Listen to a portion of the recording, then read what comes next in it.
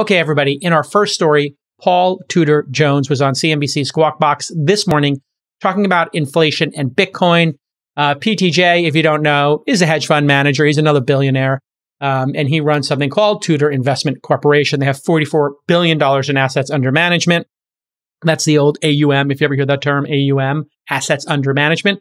It's not your money necessarily, but that's how much money that you are the steward of. So when you hear, Chamath or Sachs or I have a certain number of assets under management, that's like how much money we've put to work. And generally speaking, people get a percentage of the gain on that money. So if he has $44 billion and it goes up, he probably gets 20% of the gain. Hedge funds get paid a little differently than venture funds. So he founded his fund back in 1980, and he's known for predicting the 1987 stock market crash and cashing in with a lot of short positions. His short positions back then resulted in $100 million in profit, according to a profile in Finance Monthly. So he's generally super credible and an interesting character. There was a crazy documentary made about him in the 80s that he and his company have spent a lot of time trying to take down. The doc was titled Traitor. What an inspired name. So PTJ talked with ARS, Andrew Ross Sorkin, Wednesday on Squawk Box. First up, here's a 47-second clip of PTJ giving his current thoughts on inflation. Very similar to the discussion we've been having on the All In podcast, specifically episode 51. I talked a little bit about the number of jobs that were available and the number of people who were not taking them and who were opting out of being in the workforce. I saw that as a very specific issue in the economy. I called it indigestion, and PTJ has similar thoughts. Let's play the clip, and I'll talk to you in 47 seconds. And it's pretty clear to me that inflation is not transitory. It's here to stay. And it's probably the single biggest threat to certainly financial markets. And again, probably, I think, to society just in general. So this 5.4% CPI is a real eye-opener. It's the highest CPI we've had in 30 years. And of course, it's going to go higher here in the next few months as energy feeds through it. So for an investor in particular, most of this audience, it's absolute death for a 60-40 portfolio, for a long stock, long bond portfolio. So the real question is, how do you defend yourself against it? How persistent will this be? And what does the outlook hold? All right. So if you don't know what the CPI is, that's the Consumer Price Index. It's a measure of the average change over time in the prices paid by urban consumers for a market basket of consumer goods and services. That's obviously been going up. Think food, energy, gas in your car, staples, that kind of stuff. And it rose 5.4% from September to September.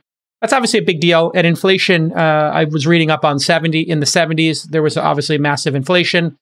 And the inflation was like 7%, I think, on average. There were a couple of years when it was 12%. That obviously can cause problems for people in the working class who have to buy milk and gas, and puts a little pressure on them. But that pressure obviously means you got to go to work. So perhaps there is something happening here where, this will drive some people to take all the open jobs and maybe get off the sidelines because they need some money. But we pumped a lot of money into the system, and this is causing the indigestion. Then PTJ broke down why he believes inflation is not transitory. And this transitory debate, is a big one, because if this keeps going, if you know the rule of 72, this means if you take any number of time periods and you divide it into 72, that's how long it takes to double. So in other words, if you were growing 10% year over year in inflation, in 7 years, 7.2 years, the cost of goods would double. Conversely, if you were growing 36% a year in inflation, which would be kind of impossible, but if Bitcoin was going up 36% a year, it would double every 2 years, right? You're dividing 36 into 72. That's the number of time periods. You can do it for days, weeks, months, whatever, years. And so if it's not transitory, it's going to be compounding. And that means every 10 years, the cost of jeans or your car or the gas you're putting in your car is going to double. Is your salary doubling in that same period of time? Well, if salaries are growing 4% on average, and let's say, consumer goods are growing at 7% or homes are growing at 12%, you have this delta, you have this gap between what people are making, what they can afford. And that obviously can cause a lot of pain and suffering in an economy. So I'll talk to you after this 1 minute and 45-second clip.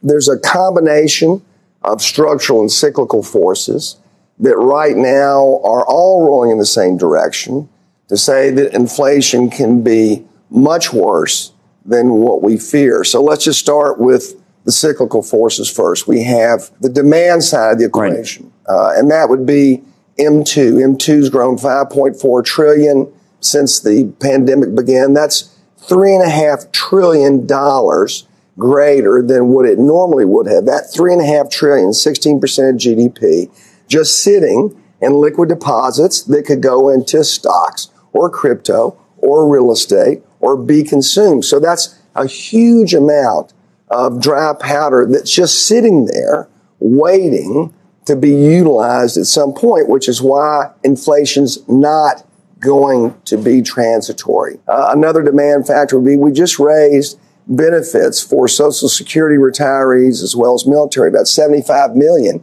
by 5.9%. That's just more fuel to the inflationary fire. The second big component would be the wage pressure that we've got.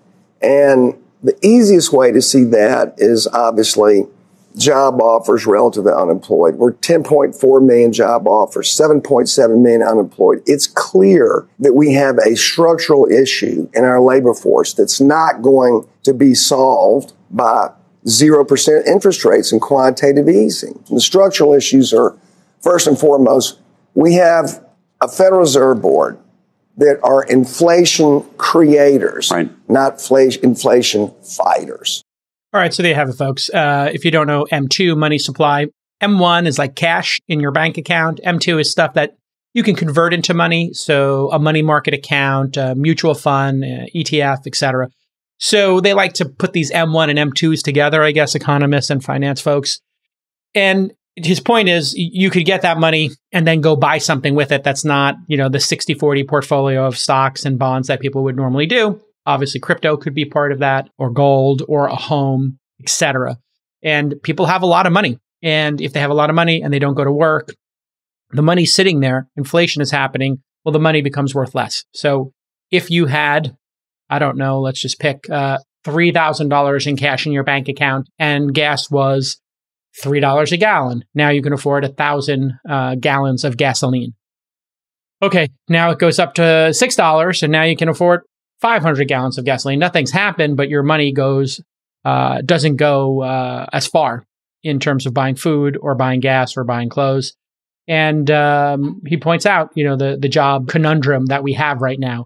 Jobs are, especially entry-level jobs or, starting your career jobs or flex jobs that were, minimum wage, $7, $8, all the way up to $12 are now $18 to $35. A lot of them didn't have benefits. Now they have some amount of benefits or even full benefits. Some of them are coming over the top with, we'll pay for your associate's degree, like Amazon or Starbucks. I mean, people are really putting a lot of pot sweeteners out there to get people off the sidelines. And I think this M2 issue, just tons of monetary supply, is what's causing the problem. Listen, right now, LinkedIn is going to give you a $100 credit towards your first ad campaign. I kid you not. Go to linkedin.com/checklist and get that hundy right now, because it's not going to last forever. LinkedIn.com/checklist to get the hundy. You need high quality leads. You know that. Your team is asking you, please get us those great leads. Every startup founder and marketer has been there. You're planning to launch that new campaign. You know who your audience is. Your team is happy and everything's going according to plan. Maybe you even love the creative. Except that one thought in the back of your head, how can I be sure that my acquisition campaign will drive high impact leads for my sales team? Well, with LinkedIn ads, you don't need to guess, because when you advertise on LinkedIn, your messages reach people who are ready to engage. On LinkedIn, there are over 30 million companies engaging, and over 71% of professionals are using LinkedIn to inform their business decisions. That's why LinkedIn can help bring your growth to the next level. LinkedIn equals business. Business equals LinkedIn. It really is that simple. We all know it's true. So here's your CTA, the old call to action. Do business where business is done and get a $100 ad credit towards your first LinkedIn campaign at linkedin.com/checklist. Terms and conditions do apply because they're giving you a hundy.